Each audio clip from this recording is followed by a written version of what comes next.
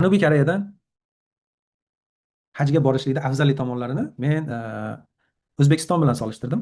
Xo'sh, bu yerda 3 xil narsa haqida gapirsa ham bo'ladi o'zi aslida, lekin bu yerda to'rtta solishtiruv bor. Narx jihatidan.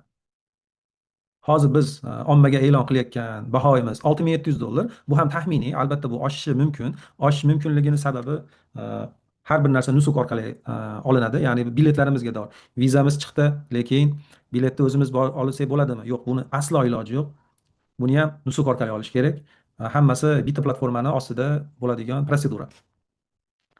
Xo'sh, 2026-yil haj uchun O'zbekiston 85 million pul to'latirgan, adashmasam sentyabrda boshlangan to'lovi.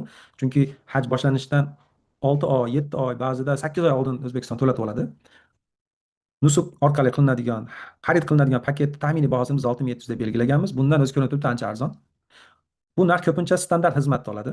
Biz tanlagan ham standart, lekin musulmon bo'lmagan davlatlarda sharoiti bizni jargon tilimizda aytganda VIPga yaqinroq. Keyingi solishtiradigan narsamiz tizim, paket tanlash imkoniyati. O'zbekistondan boriladigan haj asosan buni davlat orqali tashkil etilgan, ya'ni hech kim qayerga, qay holatda, qaysi chislada uchishini ham bilmaydi hatto. Ha, sizni navbatingiz keldi deb aytilsa, ular biladi. Hatto qaysi mehmonxonaga borishini ham bilmaydi. Ko'p holatlarda paket tanlash, paket so'zini o'zi bu yerda yo'q. Paket tanlash mavjud emas, u yerda o'zi yo'q. Mehmonxona masofalari bo'yicha umuman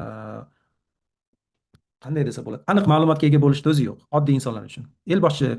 Elli boshlar bilishi mumkin, lekin ommatan xalq bilmaydi. Xo'sh, Saudiya haj va umra vazirligi boshqaradigan rasmiy nusuk platformasida bu narsalar ko'rinadi. Paket turlarini ko'rsak bo'ladi, ya'ni o'zimizni pulimizga yarasha qanaqa paketlar bor. Bu yerda solishtirishimiz mumkin. Hozir mana 12 ta servis provayder bor. 12 tasini kamida bir 10 tadan paketlari bo'ladi. Bu yerda paketni o'zi juda ko'p. Ya'ni biz bergan $6,700 boshqa joydan topa olmashingiz ham mumkin. Mehmonxonalarda joylashuvi, ularning nomi, haramdan mehmonxonaga bo'ladigan piyoda yuriladimi yoki avtobus bormi, bu narsa haqida ma'lumotlar ko'p. Endi uchinchisi xizmat sifati, qulayligi.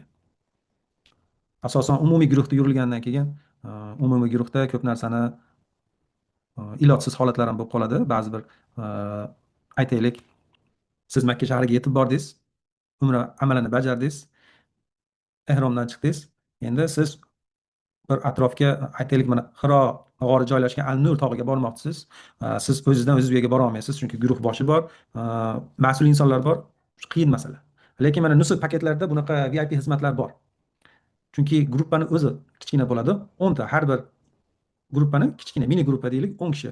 Bu yerda fikrlar almashuvi bo'ladi. Bemalol biz sayohatlar uyushtirsak bo'ladi. Erkin harakatlana olamiz.